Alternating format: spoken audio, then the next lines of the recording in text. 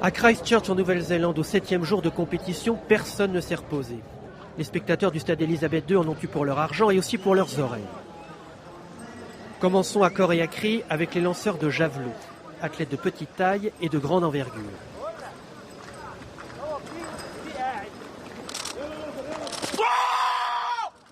Les Irakiens ont survolé le concours et déchaîné leurs cordes vocales. En maillot jaune, Wildan Noukelaoui a pris la médaille d'argent.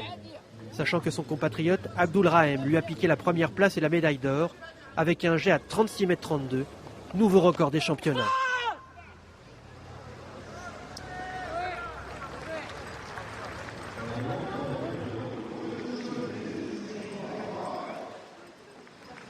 En finale du 200 mètres, 6 jeunes filles atteintes principalement de troubles de la motricité dans les membres inférieurs, ce qui explique que la plupart d'entre elles prennent leur départ debout. Au couloir extérieur, l'Australienne Dodds s'était lancée alors que les autres étaient déjà partis. En clair, elle a pris un très mauvais départ. Toutefois, quand on est une grande athlète, après l'heure, c'est quand même l'heure. Une fois qu'elle s'est mise en action, Dodds est irrésistible. Si bien que personne ne lui résistera, sauf le record du monde qui lui échappe pour 23 petits centièmes. L'Anglaise Warner est deuxième, l'Allemande Streckert troisième. Cela finit par donner sur le podium une jolie brochette de sourire. Il y avait du beau monde en finale du 400 mètres masculin, à commencer par le Suisse Marcel Hug. Le Marcel au casque futuriste est un habitué des podiums. Mais il n'est pas tout seul. Il y a aussi l'Allemand à gros muscles, dont le nom est Chou, et le Chinois Liu, coiffé en porc-épic. Une fois que les présentations sont faites, il est l'heure de partir. C'est l'heure de la course.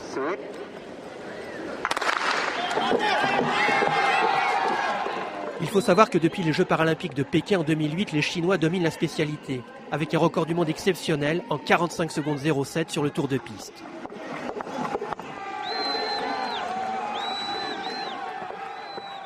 En Nouvelle-Zélande, les Chinois sont encore aux affaires et aux premières places. Liu va l'emporter sans trembler dans les 100 derniers mètres, devant Marcel Hug et l'Allemand Chou.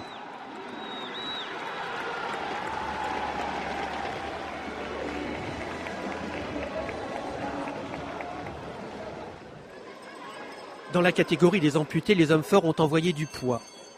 Le Danois Christiansen, malgré la prothèse, envoie le projectile de 6 kg avec style et une redoutable efficacité.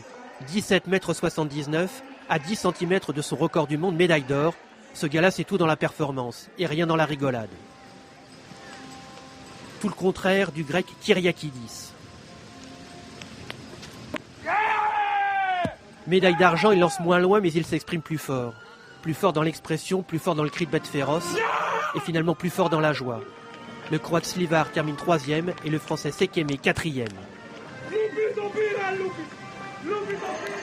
Depuis la retraite de la Canadienne Chantal Petitclerc, qui a régné sur toutes les pistes du monde pendant 12 ans, la course à la succession en demi-fond est ouverte.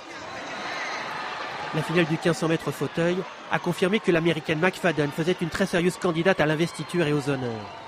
Déjà médaille d'or mardi sur 800 mètres, elle s'est imposée en patronne avec les bras et avec la manière, devant la Canadienne Roy et la Japonaise Tsushida.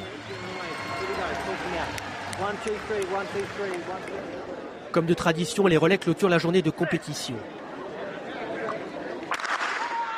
3 nations ont pris part à la finale du relais 4 x 100 mètres féminin dans la catégorie déficient visuel, mélangeant non-voyants et malvoyants. La Chine, le Venezuela et le Brésil, grandissime favori en maillot blanc.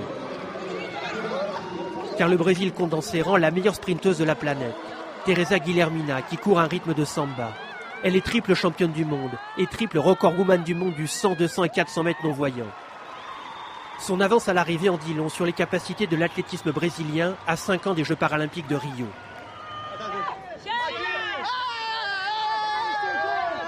Au tableau des médailles, la Chine et la Russie font la course en tête. La France, qui a fait chou blanc ce vendredi, occupe malgré tout une belle 7e place.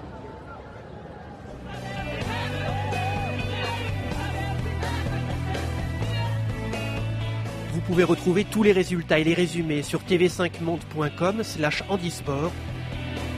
On se retrouve demain, même heure, même piste, sur TV5 Monde, la chaîne où tous les sportifs ont droit d'antenne.